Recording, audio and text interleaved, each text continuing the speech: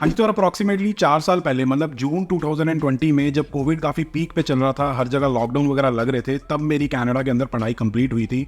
और पढ़ाई कंप्लीट करने से पहले ही मेरे को 3 जॉब ऑफर आ गए थे, उसमें से एक सिलेक्ट करके मैं जुलाई 2020 में लंदन ओंटारियो मूव हो गया अपनी जॉब करने के लिए।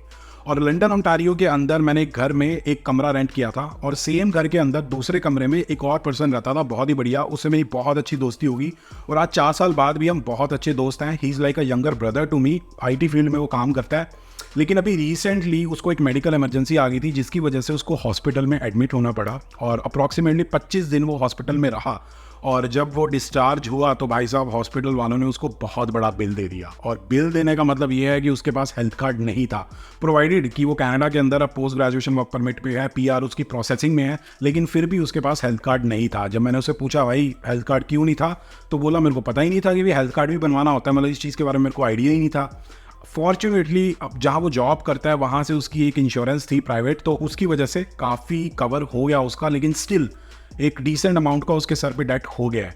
तो मुझे लगा यार उसको नहीं पता तो बहुत सारे ऐसे लोग हो सकते हैं जिनको ये नहीं पता होगा कि जब उनका पोस्ट ग्रेजुएशन वर्क परमिट आ जाता है तो क्या क्या काम करने होते हैं। तो आज की इस वीडियो में उन्हीं चीज़ों के बारे में बात करेंगे ताकि मेरे फ्रेंड जैसी प्रॉब्लम आपको ना आए।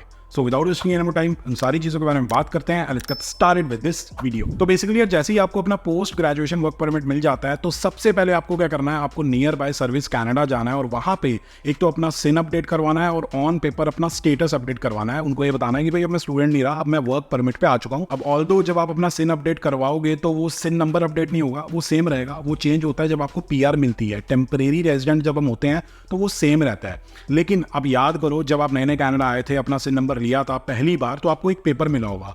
उस पर अगर आप ध्यान से देखोगे तो एक एक्सपायरी डेट लिखी होती है which will most probably match the expiry date of your student visa. तो वो आप अपडेट करवाना। एक्सपायरी डेट आपकी एक्सटेंड हो जाएगी, जब तक आपका पीजीडब्ल्यूपी है तब तक का वो हो जाएगा।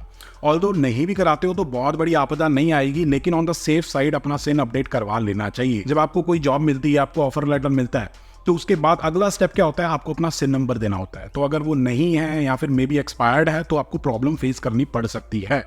तो जैसे ही पीजीडब्ल्यूपी मिलेगा तो ये काम अपना ज़रूर करवा लेना। अब जैसे ही आप अपना सिन और स्टेटस अपडेट करवा लोगे सर्विस कनाडा से, उसके बाद आपको सबसे ज़रूरी काम करवाना है वो है अपना हेल्थ कार्ड लेना, ताकि मेरे फ्रेंड जैसी आपकी हालत ना हो जाए और आपको कोई डेट वगैरह के चक्कर में ना पड़ना पड़े। क्योंकि जब हम स्टूडेंट थे तो हमारी फीस के अंदर एक मेडिकल इंश्योरेंस इंक्लूडेड थी, तो कोई टेंशन वाली बात नहीं थी, हिसाब किताब बढ़िया था। लेकिन जैसे ही हमारी पढ़ाई कंप्लीट हो जाती है तो वो जो इंश्योरेंस होती है ना वो भी खत्म हो जाती है।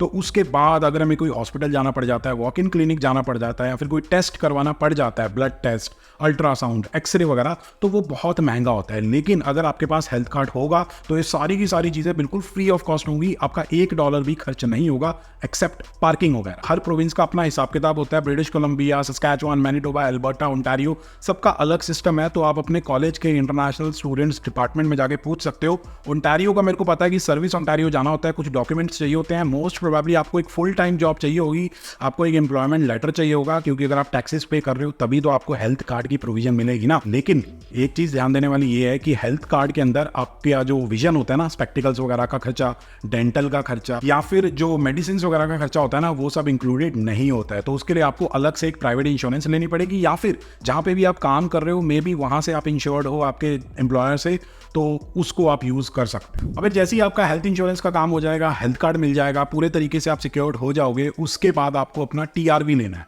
टीआरवी का मतलब होता है टेम्परेरी रेजिडेंट वीज़ा।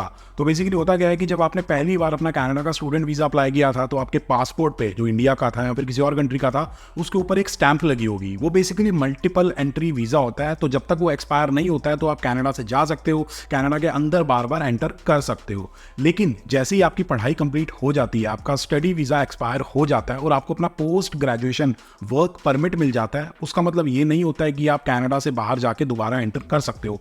वो एक वर्क परमिट होता है। लेकिन अगर आप बार बार बाहर जाके एंटर करना चाहते हो कनाडा में, तो उसके लिए आपको एक टेम्परेरी रेजिडेंट वीज़ा की जरूरत पड़ेगी। तो इन केस अगर आपको अपनी होम कंट्री में जाना पड़ जाता है, आपके दोस्त की शादी आ जाती है, आपके पेरेंट्स को कोई ज़रूरत पड़ जाती है आपकी, या फिर आपके कोई कज़न की शादी आ जाती है, तो उस केस में आपको टीआरवी की ज़रूरत पड़ेगी। वरना आप कनाडा से बाहर तो चले जाओगे लेकिन अंदर नहीं आ पाओगे। और अगर आप चाहते हो कि टीआरवी कैसे अप्लाई करना है उसके ऊपर मैं प्रॉपर वीडियो बनाऊँ, तो आप नीचे कॉमेंट करके ज़रूर बताना।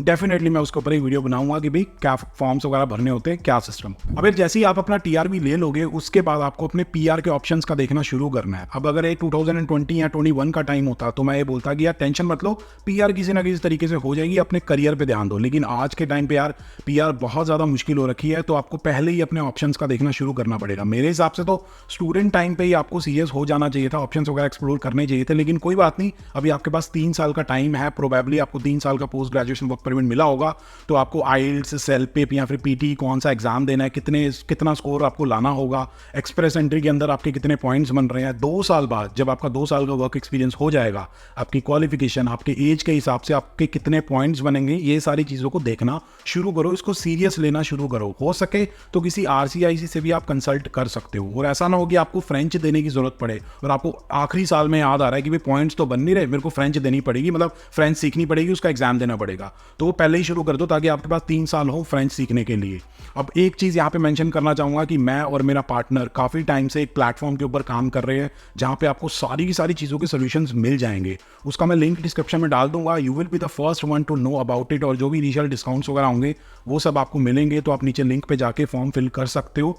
लेकिन ये सारे काम आपको करने पड़ेंगे, ठीक है। तो पीआर का देखना शुरू कर देना, क्योंकि एंड मोमेंट पे अगर करोगे तो भाई साहब बहुत दिक्कत हो सकती है आज के टाइम पे। अब जैसे ही आप अपने पीआर के ऑप्शंस वगैरह एक्सप्लोर कर लोगे, आपको पता लग जाएगा कि भाई मेरे को आइल्स के अंदर इतना स्कोर लाना पड़ेगा, तो उसकी टाइम से तैयारी शुरू कर देना, या फिर सेल पे पीटी या फिर टेफ का एग्जाम देना है फ्रेंच का, तो पहले ही अपनी तैयारी शुरू कर देना और टाइम से पहले अपना आइल्स का एग्जाम दे देना। यू नेवर नो कि कब कोई प्रोग्राम आ जाए या फिर कोई ऐसा ड्रॉ निकल आए कि बहुत सारे लोगों को आईटीए मिल गई, क्योंकि बहुत टाइम पहले एक 72 कट ऑफ का ड्रॉ आया था, एक बार टीआर टू पीआर आया था, पता नहीं आएगा नहीं आएगा, लेकिन यू शुड बी प्रिपेयर्ड। क्योंकि काफ़ी सारे मेरे फ्रेंड्स थे, जब टीआर टू पीआर आया था सारी की सारी चीज़ें मीट कर रहे थे एलिजिबिलिटी क्राइटेरिया, बस उनके पास आइल्स नहीं था, इसलिए वो उसके अंदर अपनी फाइल नहीं लगा पाए। तो अपनी तरफ से पूरे प्रिपेयर्ड रहना। और साथ के साथ अगर आपने अपना वेस नहीं करवाया, मतलब ईसीए नहीं करवाया, तो वो भी करवा लेना। वर्ल्ड एजुकेशन सर्विसेज या फिर कॉम्प्रिहेंसिव एजुकेशन सर्विसेज 5 ऑर्गेनाइजेशंस होती हैं, उनसे ये काम सारे करवा लेना। मतलब you should be prepared with all the documents. आपको ऐसा नहीं है कि जब पीआर अप्लाई करूंगा तब देखूंगा कि भी कौन कौन से डॉक्यूमेंट्स चाहिए। यू नेवर नो कब क्या हो जाए। अब यार जब आप ये सारे काम कर रहे होगे, तो इसके साथ साथ जैसे ही आपकी जॉब शुरू हो जाएगी ना, तो कनाडा के अंदर ना भिन्न भिन्न प्रकार के अकाउंट्स होते हैं, जैसे कि TFSA, RRSP, FHSA, इनके बारे में समझना शुरू करो। मैंने प्रॉपर वीडियो बना रखी है, लिंक मैं डिस्क्रिप्शन में डाल दूंगा, आप जाके चेकआउट कर सकते हो। लेकिन इनके अंदर आपको पैसे डालना स्टार्ट करना है, क्योंकि इससे आप अपना काफ़ी ज़्यादा टैक्स सेव कर सकते हो। और अगर आप फ्यूचर में कनाडा के अंदर अपना घर खरीदने की प्लानिंग कर रहे हो, तो उस केस में ये जो अकाउंट्स हैं, इनके अंदर जो आप पैसा डालोगे वो काफ़ी ज़्यादा आपको यूज़ आएगा। और साथ के साथ अपनी इन्वेस्टमेंट्स करना स्टार्ट करो कि भाई साहब स्टॉक्स के अंदर या फिर ETFs के अंदर या फिर क्रिप्टो के अंदर, किसके अंदर आपको इन्वेस्टमेंट करनी चाहिए, ताकि 2-3 सालों के अंदर या फिर 4-5 सालों के अंदर जब भी आप घर खरीदने के लिए रेडी हो गए या फिर यहाँ पे कोई भी एसेट बनाने के लिए रेडी हो गए, तो आपके पास पैसे होने चाहिए। तो इसकी तैयारी आपको पहले से ही शुरू करनी पड़ेगी। जैसे ही आप अपने पोस्ट ग्रेजुएशन वर्क परमिट पे आ जाओगे, आपको वेट नहीं करना कि ये हो जाए या वो हो जाए तब मैं करूंगा। $50 से भी शुरू कर सकते हो। TFSA की एक लिमिट होती है, ठीक है। अगर आप $50 भी हर हफ्ते या फिर हर महीने डालोगे तो आपकी एक हैबिट बन जाएगी, और फिर जैसे जैसे आपकी सैलरी बढ़ेगी तो आप ज़्यादा अमाउंट डालना शुरू करोगे। मतलब आपको इतना ज़्यादा वो यूजफुल लगेगा ना, जब एक्चुअल में आपको पैसों की ज़रूरत पड़ेगी, तो ये हैबिट आप शुरू कर देना। और मैं कनाडा के अंदर अपने पैसे तब से इन्वेस्ट कर रहा हूँ जब से मेरी पहली जॉब से मेरे को पहला पे चेक मिला था। 20% of my monthly salary goes into investments of stocks and ETFs। और जिस प्लेटफॉर्म को यूज करके मैं हमेशा से पैसे इन्वेस्ट कर रहा हूँ, उसका जो लिंक है मैं डिस्क्रिप्शन में डाल दूंगा, रेफरल लिंक। तो उसको यूज करके अगर आप भी डाउनलोड करोगे तो आपको कुछ पैसे मिलेंगे, मेरे को कुछ पैसे मिलेंगे, दोनों की जो 5 उंगलियां है ना वो घी के अंदर हो जाएंगी। और अभी अगर आपकी कनाडा के अंदर जॉब स्टार्ट हुई है, $60,000, $70,000, $80,000 या फिर कोई भी आपका एनुअल पैकेज है, और 3 ईयर्स या फिर 4 ईयर्स डाउन द लाइन अगर आप कनाडा के अंदर अपना एक घर खरीदना चाहते हो, तो प्लानिंग कैसे करनी है, डाउन पेमेंट कैसे इकट्ठी करनी है, TFSA, RRSP, FHSA को कैसे यूज करना है पैसे सेव करने के लिए, टैक्स सेव करने के लिए, तो राइट वाली वीडियो चेकआउट करो। डिटेल में मैंने सारी बातें कर रखी हैं। और हाँ, ये सारा काम करने से पहले अपनी एक टर्म इंश्योरेंस जरूर ले लेना, ताकि आपकी जो फैमिली है वो सिक्योर्ड रहे। और जो प्लान्स वगैरह उनको कंपेयर करना चाहते हो, तो जो लिंक है वो डिस्क्रिप्शन के अंदर दिया हुआ है। बाकी अगर आप लोगों को वीडियो पसंद आई तो please like, share and subscribe, and as always stay healthy and keep hustling.